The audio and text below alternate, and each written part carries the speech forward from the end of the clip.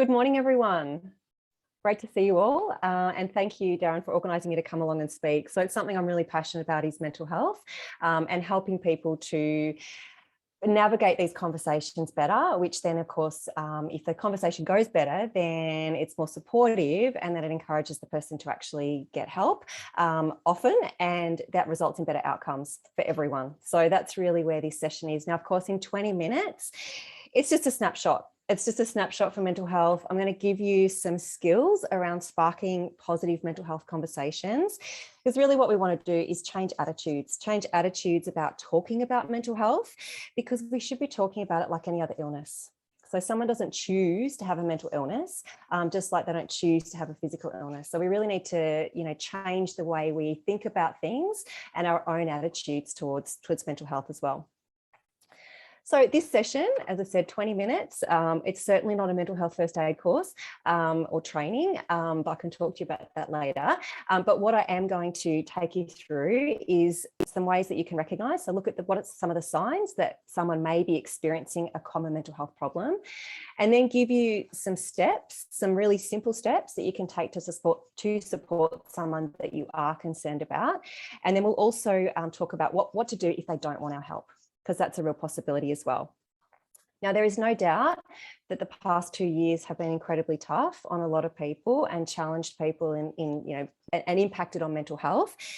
Today, I'm not focusing on any specific condition, just talking about mental health generally. So the facts, and you would have heard this a number of times. 1 in 5 Australian adults experiences a common mental illness in any given year. So that's a lot of people. That's a lot of people. If we think about our own network, and I just ask you to do that now, family, friends, colleagues, 1 in 5, it's likely that you know someone that has or will experience a mental illness in the next 12 months or previous 12 months. So mental health problems are common. Anxiety, depression, and substance use are the most common. Now, we're not going to focus on any specific one, as I mentioned today, just talk generally, but just some other general things about mental health or mental illness. Usually these problems occur in someone in the prime of their life, so in their working life. And we know that if people get onto it early, then the outcome for the person is better. So it's that early intervention that's really, really important. And that's where we, as family, friends, colleagues, come in, because we are the ones that are often, we know the person often quite well. We can pick up the signs when something isn't quite right and spark that conversation. So, and that we know that people are more likely to seek assistance or professional help if someone close to them suggests it. So that someone close could be one of us. It could be our family, friend, colleague, that we make that suggestion, and as a result, they go and get help, because help seeking is actually very low. The stat on that is that only 35% of people with a mental illness get professional help. So that is a lot of people that are walking around with changes to thoughts, feelings, behaviours, which are impacting on their lives and their relationships. So just quickly, it's important if we just touch on the mental health continuum, because everybody has mental health, whether it's positive or negative, and we're considered to sit along the continuum. So it changes over our lifetime. So we have good mental health, positive, healthy, functioning mental health at one end, and then poor mental health at the other. And it fluctuates, and that's very normal. It fluctuates throughout our life, even throughout the day. Someone might be feeling a little bit stressed with an internet issue before running a webinar, for example. And I'm okay, but that was a reasonable response to the situation. And then once the stress settles, then those feelings just dissipate as well. So that doesn't indicate a mental health problem. A mental health problem is something that is longer lasting. So, given our mental health fluctuates, when do we need to be concerned? Which leads us into the next part. So when should we be concerned? It's when there's been a major change. So a major change in the way the person's thinking, feeling, or behaving. And these changes are then affecting on their ability to function. So in the workplace, at home, socially, within their relationships. And it's when these changes last longer. They last over a number of weeks or even months. So it's really important that if we notice some changes, that we spark that conversation, we initiate the conversation. And that's where we're headed, of course, with this session.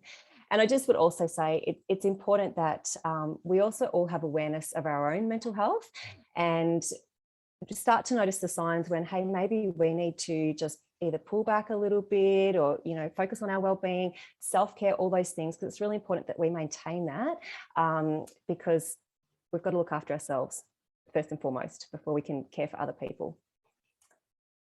So what are some of the signs? So what are the things we're looking out for that might indicate there is a problem? There's physical and behavioural signs, and often it's the physical signs that take someone even to seek professional help initially. Maybe they don't connect that, hey, I'm not sleeping very well and I'm losing weight, or I can't concentrate on things and I'm just feeling really exhausted all the time. But they're not actually sometimes connecting that to it being, could actually be linked to a mental health problem. So I won't go through all the signs there, but there's also behavioural ones too. So they could be withdrawal. So they're not participating in normal activities that they really enjoy. That could be in the workplace, socially. It could be conflict, within relationships, and again in the workplace or outside.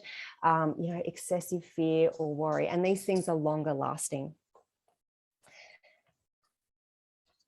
So if we notice the signs, it is important that we do spark that conversation. So I'm now going to give you some tips around having positive mental health conversations, because I commonly hear, and you alluded to it too, Darren, that, we often don't feel confident to know what to do. Like if I ask a question and they actually say to me, well, I'm not okay, well, what am I going to do now? And I don't feel equipped to know what the next steps are.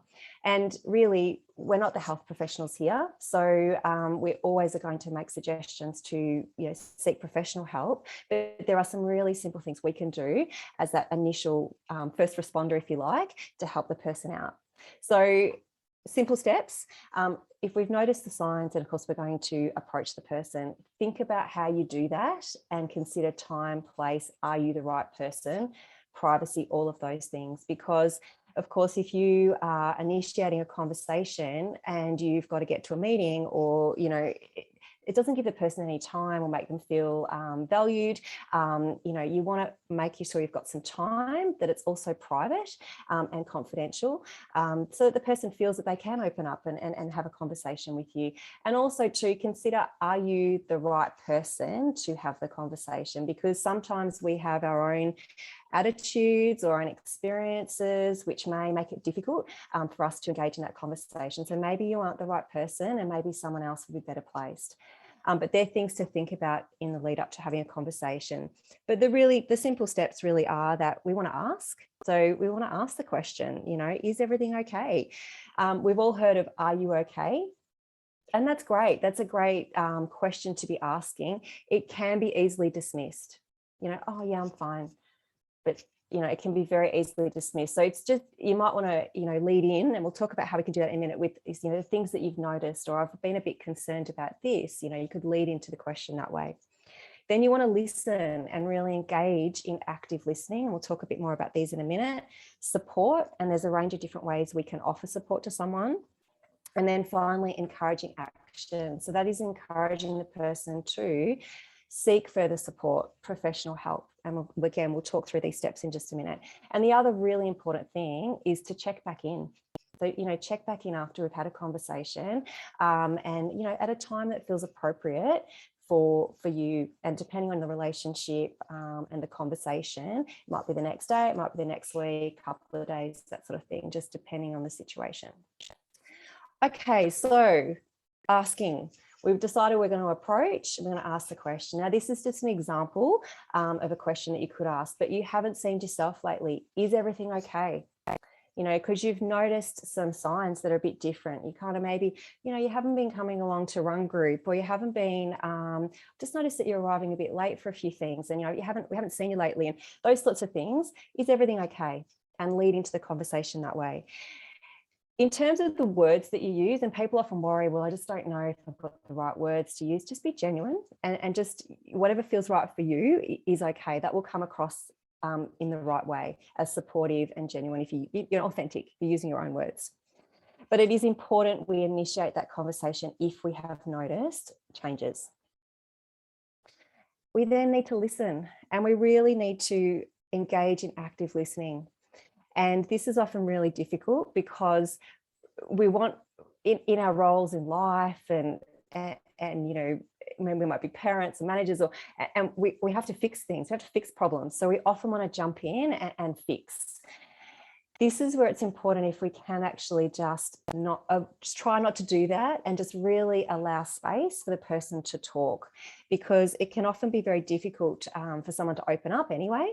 And then it can be quite distracting too if someone's jumping in, oh, I know how you feel, and oh yeah, that happened to me. And, you know, it really giving them that space to talk. And we have to start to feel comfortable with those silences. You know, it's okay to have silence. It's okay to have that space and give someone that time to talk. Communicating non-judgmentally. And again, that can be very challenging because we as humans, we're designed to make quick judgments. It keeps us safe. You know, we've got to make those judgments about things and situations. So when we say communicate non-judgmentally, what we're really meaning here is to park our judgments, set them aside whilst we're having this conversation with someone, because we really have to take on that holistic approach. And, you know, everyone's experiencing different things, and try to understand what it's actually like for the person. So what their experience is like is really important. When you're listening to, you might, you know, use you know, repeat back, you know, what you've heard them say. Use open-ended questions as well, because that encourages more conversation. But by repeating back, it just gives them, checks your understanding of what they've actually said to you. So what I heard you say was this: gee, that must be really hard for you. Tell me a bit more about that. You know, just some examples of how you could do that. Now, support. There is a number of ways we can support someone. Now, listening is actually very supportive. So just even being there to listen and provide that emotional support is a huge support. But there might also be practical help. You know, maybe the person needs some assistance with some practical tasks. Maybe it's, you know, something they're not managing in the workplace, something's built up and it's, you know, they just need a little bit of help with that. Or it might be something outside socially that, you know, we could help pick up some groceries, or, you know, that would make a big difference. So there's a number of ways we can support someone, and a really great way of, you know, finding out is to actually ask them, you know, how can I support you? Or what would be supportive for you? Because again, we can often jump in and think these things are going to be really helpful, but maybe they're actually not going to help the person. Encouragement is really important, as is hope. Encouraging the person to, you know, to seek out supports, to reach out to professional help, and we're going to connect them to those supports in a minute. But giving them hope as well, hope that they can start to feel better. You know, the way you're feeling right now is probably, you're feeling really awful, but you know, it's quite common for people to feel this way, and there's actually really effective treatments available. And how about we investigate some of those? So really giving them hope that they won't always feel this way, that they can get better. That's a real cornerstone for recovery. And of course, thinking about other supports that we can link the person into. So we'll talk about those just in a minute. Our professional help, you know, and really encouraging the person to seek professional help. There's a range of supports available. GP is a really great starting point that we would recommend people connect with, because the GP can do a holistic assessment. They can, and again, it's often the physical things that take someone to the doctor. So they can actually do that assessment and, you know, rule out there's not something else going on. They can also make referral to other health professionals. So, or also order medication or prescribe medication if it's needed. So there's a range. So that GP is a really great starting point. Could be employee assistance program in the workplace. A lot of big employers have assistance programs. They are great to link people in with. Counselling, psychological therapy. There's a range of different supports, of course, that we could link the person into. But as we said, it's so important that we make the suggestion, and then of course we do check back in that they did actually follow through and they did link in and get the help that, you know, they need. And it may not be they get that help straight away, in meaning it might take it, you know, may have to find the right person to help them. And it might be, there's not a one size fits all for mental health problems. So they may have to try a couple before they get the right treatment. But again, just checking back in, giving them that hope for recovery is really important. So what if they don't want our help? Because, you know, we've decided to spark a conversation and actually, no, I'm fine. So maybe they haven't realized that they've got a problem. Maybe they are in a bit of denial. They're not ready to seek help yet, but there could be some reasons why. And if we can start to uncover some of those, that can be really helpful. So some barriers, and it might be things, I mean, stigma is a big one. And we'll talk about that in a minute, stigma and what we can do. We'll also, you know, it might be that there's the cost, you know, well, I just can't afford to seek cert, or I haven't got the time.